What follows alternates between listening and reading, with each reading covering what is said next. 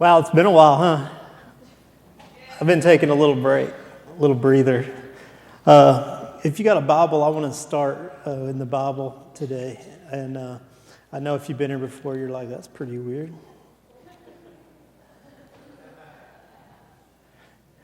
You know, you can teach a lot of stuff out of the Bible, and if you don't use the Bible to do it, people think, he didn't even use the Bible because they don't know. But I'm slipping it in on you all the time. He just is sneaking it right in there. I'm in the book of 2 Corinthians, and I think I'm in 2 Corinthians. I've lost my spot. Oh, here I am. See, I don't even know where I'm at. See, that's why I don't use the Bible, because I get up here and lose my place. You'd think if I was going to do a message, I would mark my spot, right?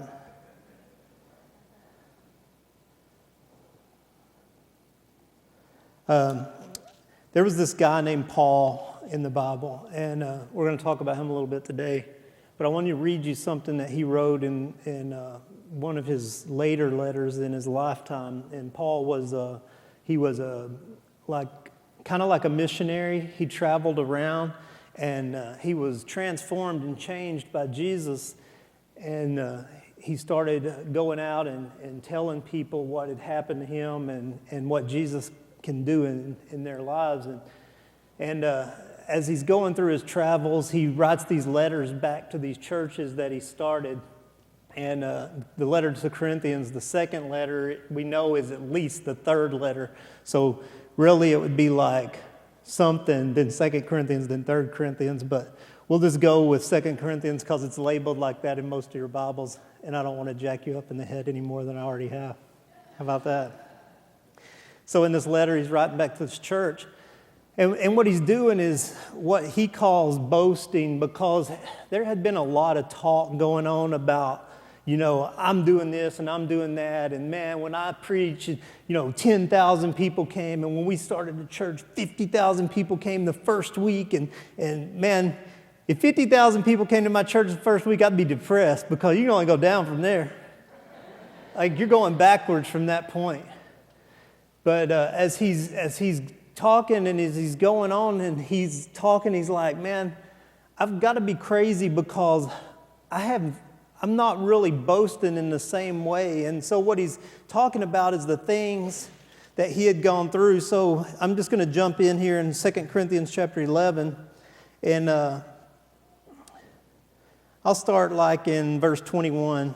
That'll be a good place to just jump in. He says, to my shame, I must say, we're too weak for that. That's kind of in the middle of the sentence. And then he starts in, he says, but whatever anyone else dares to boast of, I'm speaking as a fool, I also dare to boast of that. Are they Hebrews? Well, so am I. Are they Israelites? So am I. Are they the offspring of Abraham? Well, so am I. Are they servants of Christ? And the word Christ, when you read it in the Bible, the word Christ actually means Messiah. It's huge, because we think Christ is Jesus' last name. Like, we just substitute Jesus Christ, right? But when they say Christ, it means Jesus the Messiah. And that may not mean a lot to you, but it meant a lot to the people he was talking to and writing this letter to. Because, see, they had actually been waiting on Messiah to come for thousands of years. And he was claiming in every statement that Jesus is that Messiah. He's the one. Don't miss him. He's that Messiah. So as he says this, he says, are they servants of Messiah? I am a better one. That's a loose translation too. I wouldn't read a whole lot into that better part, because it's not really the gist of the way Paul was. I'm talking like a madman, with far greater labors, far more imprisonments. Get this. Far more imprisonments, countless beatings, often near death. 5 times I received at the hand of the Jews the 40 lashes less one. Now the reason the Jews, this is something they did, they would tie you down and they would give you 39 lashes, because what they've discovered was that 40 lashes killed you. So they took one away because they just wanted to beat you nearly to death. It's like going to the electric chair for just a little bit. They definitely don't want you to do it again. So what's Paul do? He does it 5 times. 5 times he gets the 39 lashes. 3 times he was beaten with rods. Again, this is what they would do for discipline, or if someone got out of line, it was a punishment. Someone who didn't conform to their religion. And you think religion's bad today. Like if you don't conform to our religion, we're not going to beat you nearly to death. We're just going to talk about you behind your back. Once I was stoned. Now that's probably one more time than most people, right? Because you're supposed to be stoned to death. Probably what happened was he was stoned and they thought he was dead. Hey, but this guy's taking 39 lashes, so, they got to make sure. They stoned him. They stoned him. 3 times I was shipwrecked. Now, that's just bad luck. Like, not many people can say that. Yeah, I remember after the second shipwreck, I thought this would never happen to me again. I mean, think about it. 3 times he was shipwrecked. A night and a day I was adrift at sea. Like he was out in the ocean, in the sea, drifting around. On frequent journeys, I was in danger from rivers, danger from robbers, danger from my own people, danger from the Gentiles, danger in the city, danger in the wilderness, danger at sea, danger from false brothers. Amen. Y'all know what that means, right? The other Christians. You can tell me they're not dangerous. I was in danger from false brothers, in toil and hardship, through many a sleepless night, in hunger and in thirst, and often without food, and in cold and exposure, exposed to the elements. And apart from other things, there is the daily pressure on me of my anxiety for all the churches. Not only does he got to do that, he's got a pastor too. Who is weak, and I am not weak? Who is made to fall, and I am not indignant? If I must boast, I will boast of these things that show my weakness. The God and Father of the Lord Jesus, He who is blessed forever, knows that I am not lying. Now, I was reading that, and that sounds rough, right? Okay, how many of you guys have been beaten 39 lashes once? What's the worst that happened to you? Anybody got 3 licks at school when you're growing up? Yeah, I know. The rest of you guys are lying because I went to school with you. I know. I know who was in there with me. 39 lashes, nobody? Shipwrecked once? Nobody? There you go, once. 3 times? No, you learned that. Never shipwrecked. Okay, in cold without blankets or clothes? Yeah, maybe. That's not for long, no, right? Not where we would say, ooh, I'm suffering. Hungry, and I'm not talking about between breakfast and lunch. Like real hungry, like I haven't eaten in days and I don't have any provision to eat. Like hungry like that? Yeah, we'd have to go a while before we were like that, right? So this is what this guy's going through, and he's going through it by choice. And that stunned me because I started reading back, and what I read was this guy was a disciple of the head of the strongest, the biggest, the most popular, the most prestigious organization, the religious and governmental organization among the Jews. And he was a disciple. He would have been seated there. He was next in line to do this. He worked for them. His life was set. He had it made. And so what I started wondering is, why would you go from a place where you've got everything lined out, where you've got it made, where you can do whatever you want basically, where you're walking around and everybody who sees you knows you're the man. You've got fame, you've got money, you've got glory, you've got status, you've got power, and it's only going to increase as you get older. And as a young man, he steps away from that and takes on a life where everybody is out to kill him. Where he can't trust even the brothers, the friends, those who claim to be in Christ also. He don't even have safe haven with them. Where everywhere he goes, he's brought before the religious Jews, the people he used to work for, and they beat him with rods, and they beat him with whips. You know the old cat of nine tails Jesus took, right? Have y'all heard that story? Jesus going to the cross and they whip him with the cat of nine tails. That was the 39 lashes of the Jews. Well, Paul did that 5 times. 5 times. Same guy is stoned, like taken out to the edge of the city and stoned to death.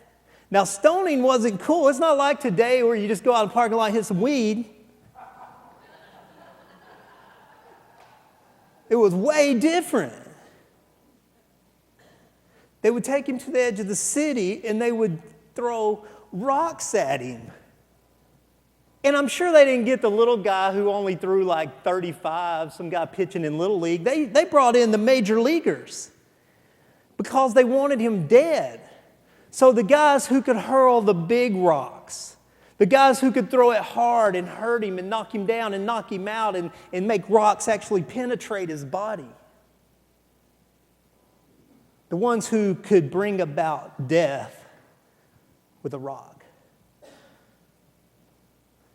And I read the story and I said, why? What would possess anybody? I mean, frankly, let's be honest. I've been doing this church thing for a while, and it's like we have air conditioning, padded seats. Most people have parking lots. We make you suffer for the gospel.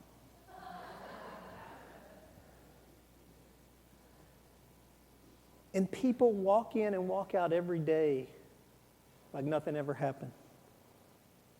Yet this guy chooses this lifestyle at a young age instead of the path he was on.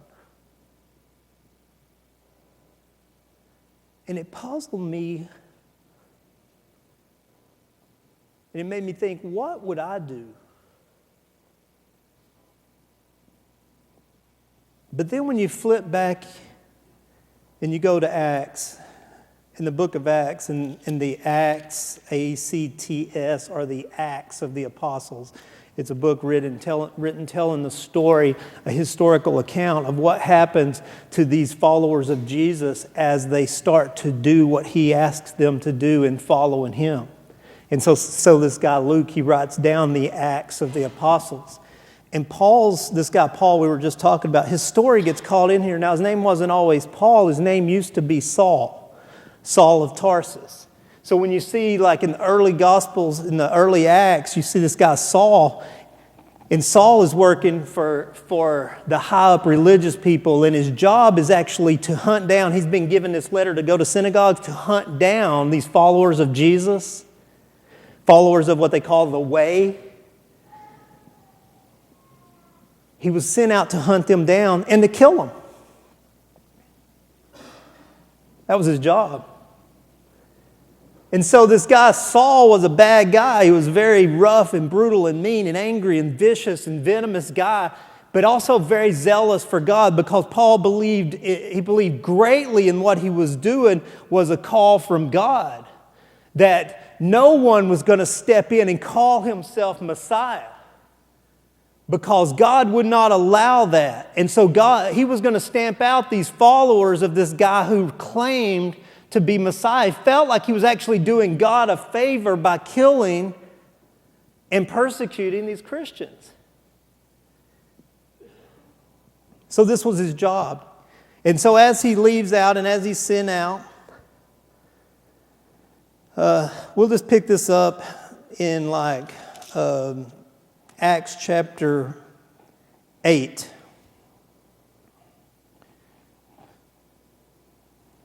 Well, no, let's don't do this. Let's go to 9 because that's way too far back. Let's just go to 9. Where we introduced to Paul is there's this kid named Stephen who's being stoned, and Paul is an onlooker. He's actually holding the coats. Because when you're powerful and strong and you're the head, you're the one in charge, well, you're not going to get your hands bloody, right? So he has this group that he takes out to stone Stephen, and he's kind of the one, he's the coach, he's the manager. So we'll start in chapter 9. Okay, but Saul, still breathing threats and murder against the disciples of the Lord, went to the high priest and asked him for letters to the synagogues at Damascus, so that if he found any belonging to the way, capital W, the way, those are the followers of Jesus, the church of that time, the gathering or the group, they were called the way, men and women, he might bring them bound to Jerusalem if they made it. Now, as he went on his way, he approached Damascus, and suddenly a light from heaven flashed around him, and falling to the ground, he heard a voice saying to him, "Saul, Saul, why are you persecuting me?"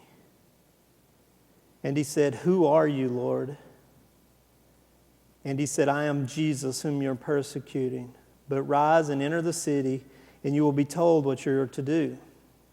And the men traveling with him stood speechless, hearing the voice but seeing no one. Saul rose from the ground, and although his eyes were opened, he saw nothing. So they led him by hand and brought him to Damascus, and for 3 days he was without sight, and neither ate or drank. Okay, so what happens then is he stays with this guy, and Jesus talks to this guy, and he tells him what to do, and Paul has the scales drop from his eyes, and then he goes on about this mission. But what I want to look at is what happened to Paul here. What happened to Paul on this road impacted him so much that he took the entire rest of his life and suffered whatever he had to suffer because he counted it all as nothing.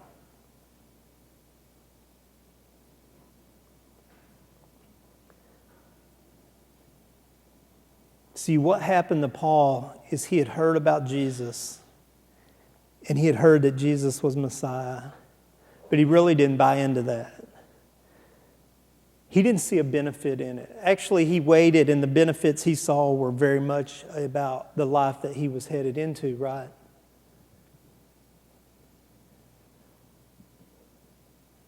But he encountered Jesus for real.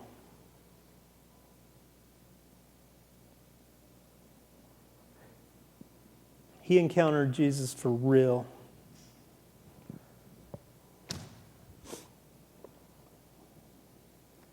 I myself grew up in church when I was a kid.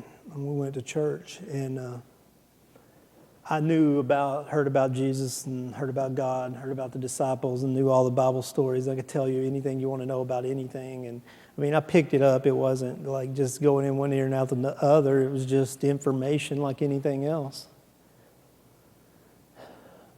But man, I hated it. Let's be honest, man. I hated church. My mom hates when I say that. As a parent, man, that's hard. I understand. I just have to tell you where I'm coming from. I hated Christianity. Hated the idea of it. I really hated people who did it, who did Christianity. You knew them. They weren't the real ones, but the people who did the Christianity. Like, I lived at home with Christian people, and I liked them. They were good people.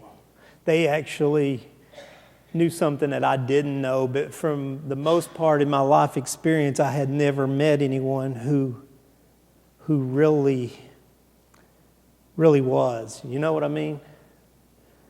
And so I hated Christianity as an idea as a whole. I really hated the idea that there was a bunch of rules. I hated the idea that I couldn't do whatever I wanted to. I hated the idea that somebody was trying to steal my fun and stop me from doing all the things that I really thought would give life. And I really hated that Christianity required me, this is actually a requirement, that I didn't get to be in charge of my own life. Like, that was just stupid. That didn't make sense. So I went on out into my life, and man, I couldn't stand associating with people who would talk about Jesus either. Like, it made me really just, you know what I mean? Kind of just not to. Well, I'll tell you what, man, bummer at a party. It's the bummer.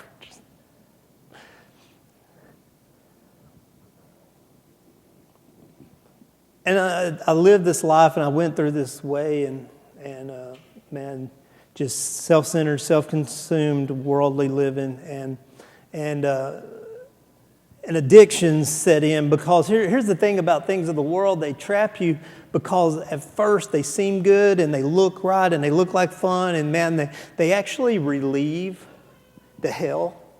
Anybody ever notice that? Like, there's things in the world that will relieve the hell for a minute. For a weekend. But you always got to come back Monday, don't you? Always a Monday.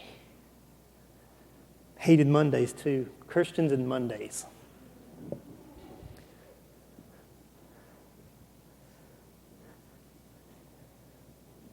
Let's say it this way. I was not seeking God. Can anybody relate? Like, not only was I not seeking Him, I was avoiding Him. Not even sure really existed, but at least if He was real. And I had seen no evidence of that, by the way. Like, I mean, the Bible, dead men rise, sick, healed, people actually living by what they say they believe. Never seen that.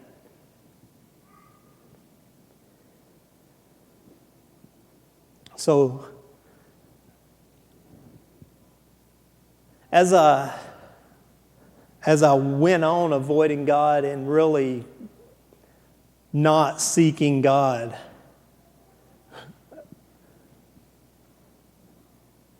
He consumed me. Like, I didn't want to be. I wasn't like, I need to do better. I need to change. I need to start doing this. I need to do that. I need to quit doing this. I had no intentions of quitting or stopping anything. My intentions were to get everybody else out of my life because they were the problem. My intentions were to do more of what felt good, and anybody who said that it wasn't good for me, get rid of them.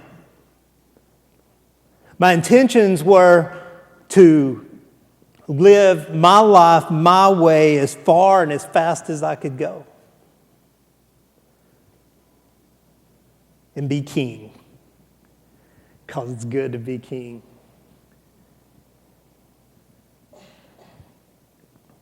So in the not seeking God and avoiding God and hating everything that's godly or Christians or church or everything else that has to do with Jesus, religion, Bible, or anything else, because it's all just stories after all, isn't it?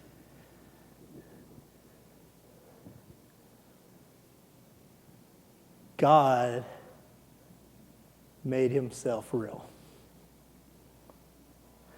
The kind of real, here's the only way I can put it. All right, and maybe you can relate. Have you ever been hit in the head with a baseball bat? I have. Here's the crazy thing. I have more than once. Me and my brothers thought it would be a good idea to play baseball with a metal bat and a basketball. Fast pitch.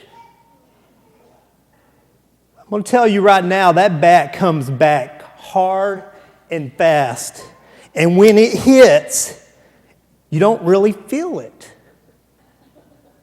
It's just like everything just goes, whoa, whoa. And then stars, and then like burning. It's a weirdest feeling. I only had it one other time where I actually saw stars. When I was in boot camp in the Marine Corps, you had these things. They were the leaders of these platoons, and they were called the guide. And so I was that in my platoon. And really, the guide are usually like the physical fit guys. Well, they always like to have these guide competitions in Marine Corps boot camp, and you're fighting for the honor of your platoon, and which I wasn't really into that stuff either, but it came with the territory. So here's the thing, though: the other guides weren't like me.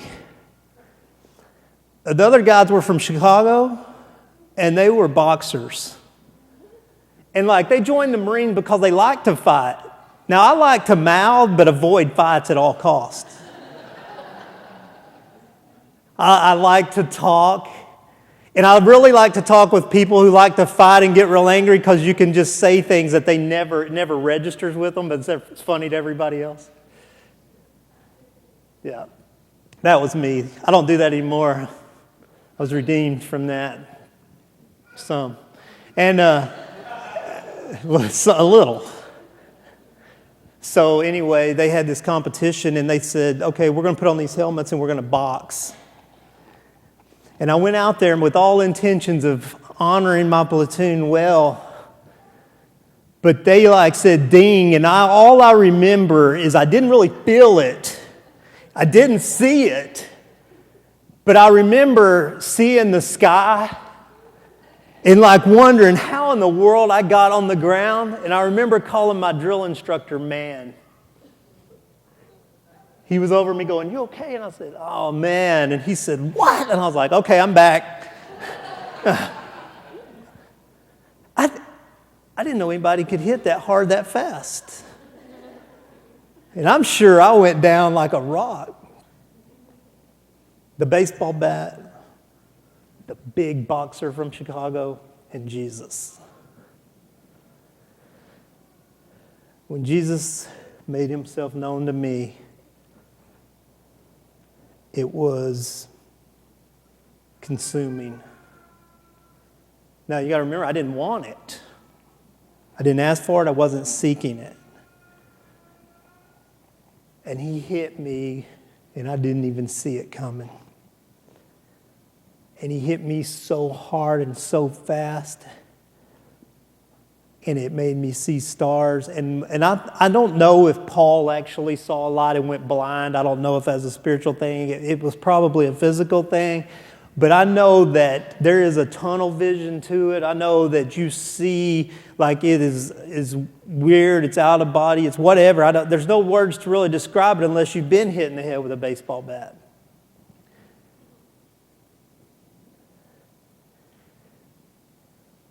And at the same time, it was peaceful and gentle and extremely drawing. It was the kind of high that you could never achieve in the flesh, and it was the kind of peace that people seek and search for their whole lives and never really find. And until that day, I never understood that story Jesus talked about a man who was walking and he found a treasure in a field, and he went to the rest of his life, and he sold everything he had to buy the field so he could have the treasure, because the treasure was so valuable that nothing else in life ever mattered again. And that's what happened to me. See, I'd been and I'd heard the stories and knew religion, but there's something about encountering the real God that makes the shipwrecks kind of nothing. There's something about knowing and experiencing the realness of a Jesus who loves me so much that he cared enough to confront me and consume me individually. Out of all the billions of people in the world, he took time to consume me. He took time to whack me with a bat. How generous.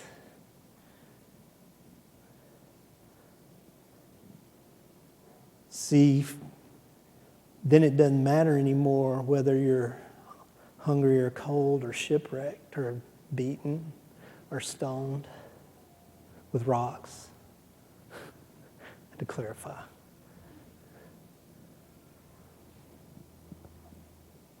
It only takes that encounter. But here's the craziest thing out of all of that. He doesn't make you. He goes to all this trouble, shows you all of these things, fills you with what the kingdom of heaven really is. Opens your eyes to what life is supposed to be. I mean, like in an instant, I knew the difference between light and dark. And all of these things that I had called life, they weren't really life. I just labeled them that. And in an instant, I knew what life was, and I knew what death was. And I knew what light was, and I knew what darkness was. In an instant. And I was transformed or changed or reborn or born from above or born of the Spirit or filled with the Spirit or saved or whatever you need to label it. If you got to have a label, you can throw one on it. I just call it today, God became real.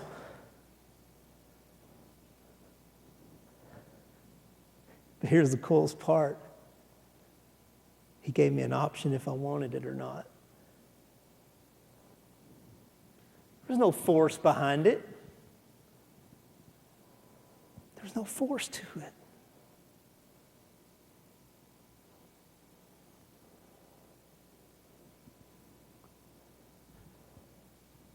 You want to know what motivates people to do weird things? Jesus. That encounter, that real deal encounter. See, when I was able to gain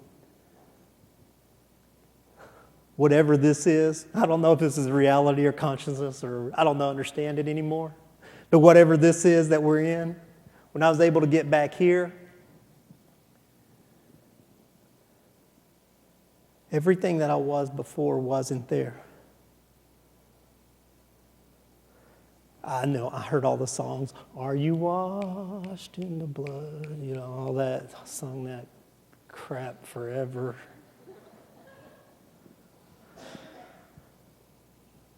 But then I was like, washed. What I was dead, and what I am is alive. There's a huge difference between the two.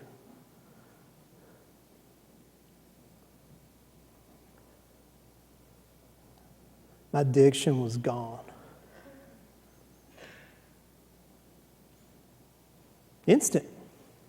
There were no 20-step, 12-step, 2-step, 5-step. It was one step. God hit me hitting the floor. I had a potty mouth. That's what my mom would say. You pick up things along the ways in the Marines. You use like F words for adjectives to describe anything.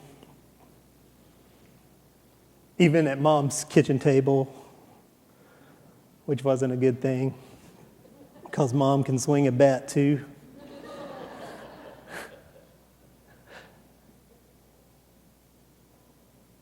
I never had to quit the way I talked. It was impure and unholy, and it left. Tell people this all the time. I never had to quit anything. I don't know how you quit. I don't know how you quit. I don't know how you quit drugs. I don't know how you quit alcohol. I don't know how you quit cursing. I don't know how you quit, lust. And I don't know how you quit those things. Because I never had to. I was just born a different person.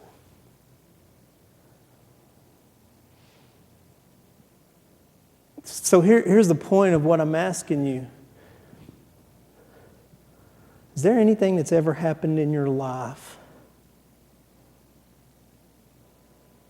that would make you go through the things Paul went through without ever looking back, without turning back? Have you had that experience? Because I really think Jesus gives us that experience. If I had to say, I would say that Jesus probably at different points in my life had done the same thing, but I wrote it off as something else and chose no.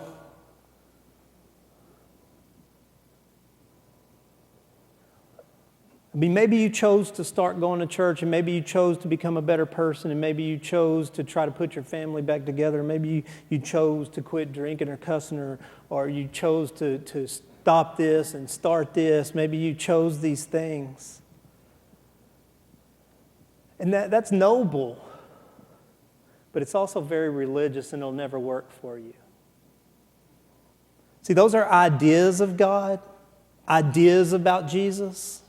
Maybe you've had a lot of ideas about who God is and a lot of ideas about Jesus. But He's real. It's real.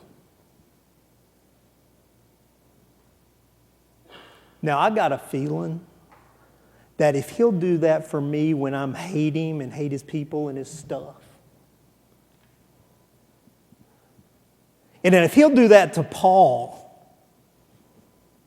as he's out killing followers of the way, without him asking or seeking or saying, man, maybe I ought to change my life. If He'll do that for Paul, and He'll do that for me, I got a feeling He's done that for a lot of you guys. Some of you guys have experienced that. I want you to think back to that experience. Were you seeking Him? Were you running from Him? Or were you just walking down the street like happy-go-lucky and bam!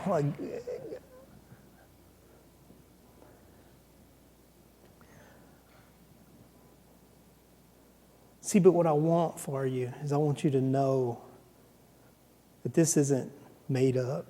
It's not make-believe. It's not in a book. It's not some good idea. It's not a thing we want you to do to try to make you better. It's real. It's real. God's real.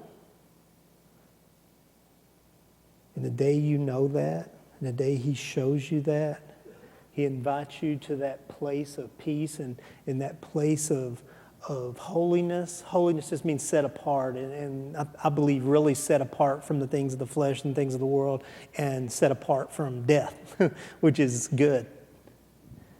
That He invites you into that.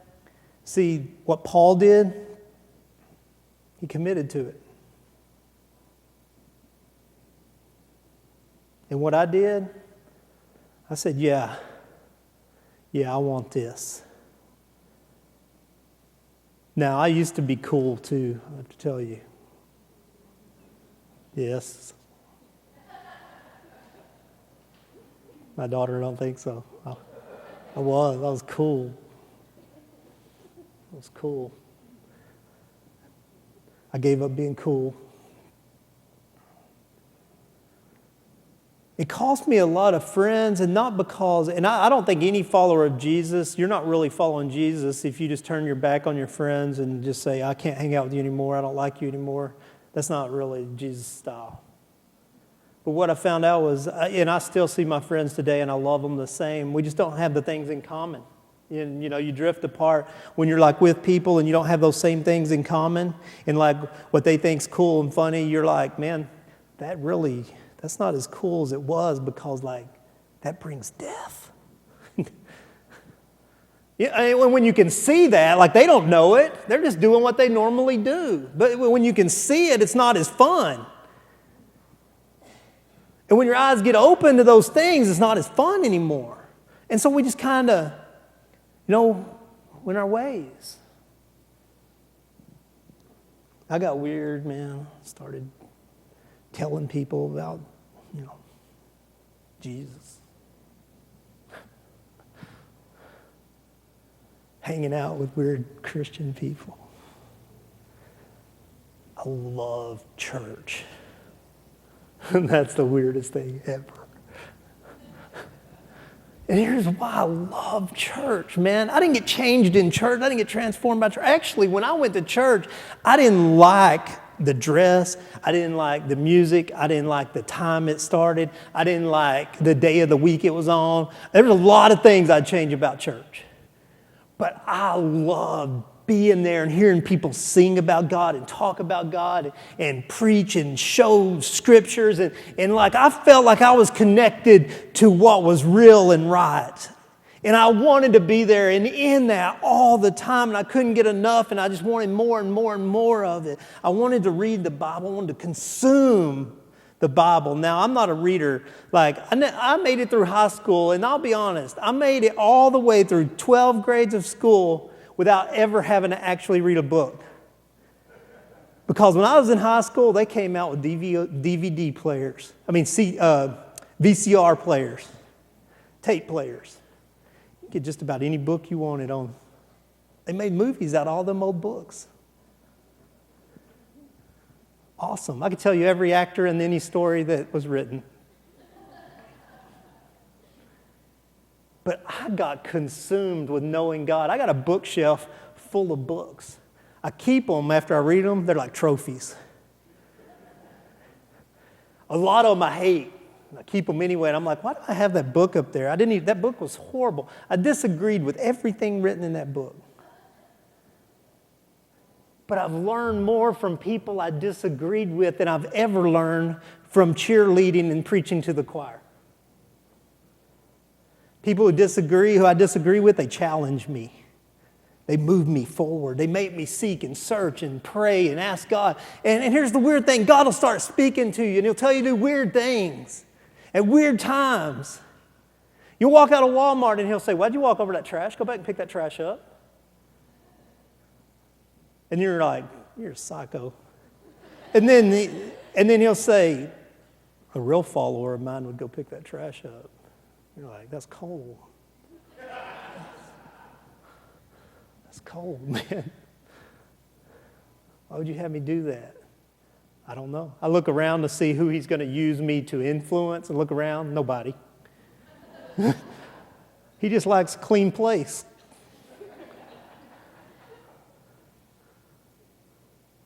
I don't know why God has us do the things we do. But I know He's real. And I know that if I do what He has me do, that it's good. It's good. And that's what I want for you.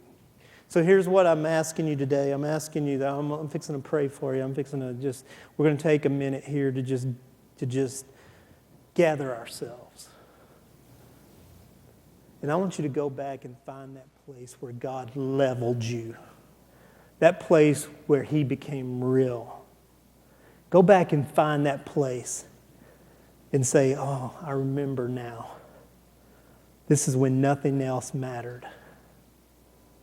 Because a lot of times as we go through life and that gets more distant, we'll lose that place. And we'll get in these hard times and we'll start to question. We're shipwrecked for the third time. Is God really real? Would He let me shipwreck 3 times? Would He let them beat me 5 times? Would He let them stone me? We start to question. When we start to question, we got to go back and find that place where nothing else mattered. Now, if you're looking for that place and you can't find it, that's cool too. Because I guarantee you God's more than happy to show Himself to you. Like if He'll do it for somebody that don't care and is not even seeking Him, He'll do it for you. So I want you to pray right now. If you can't find that place, I want you to just, and praying's easy. Praying's just like talking to God, like He's real. And I want you to talk to God like He's real and tell Him, you know what, I want some of that. Because I can't do the whole religion thing. It's not in me. But I want that real experience. I want to know you for real. And when He levels you, and He will level you, and it may not be right here, right now. It may be on the way home. And if you're driving, pull over because it's powerful.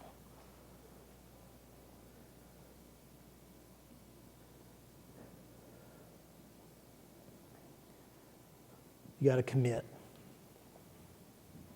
When He does it, you got to commit. You got to say, yes, I want that. I want that. See, commitment's a dirty word in our culture today because commitment traps you into doing things that you might not want to do later. And if that's your thinking, then it probably isn't God for real. Because I don't remember those thoughts. I don't remember coming to that place. I don't remember coming to that place and going, wow, I think God might be good, but, what if later I want to go out and party with my friends and He makes me allergic to alcohol or something weird. We don't want that. The thing is, we want what's real, right? We live in a culture today that we don't like fakes. We don't like phonies. We don't like made-up stuff. And we don't like to be sold stuff that doesn't work and is not part of who we are in our lives. We don't like that. We want the real thing, right?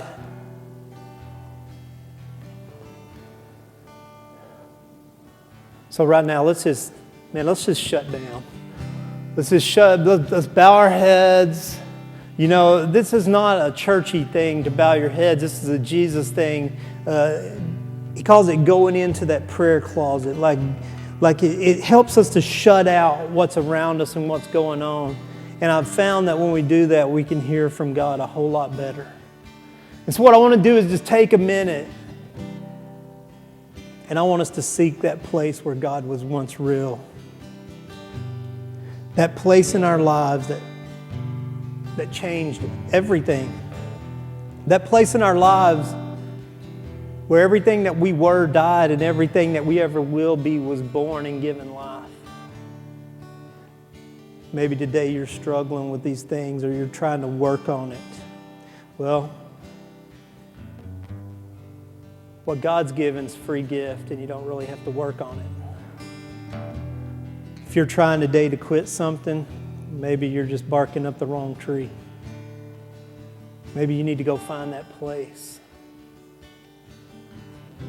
Maybe you need to let God rip that death part out of you and transplant life into you. Whatever it is, whenever we seek Him, I'm confident that we will find Him.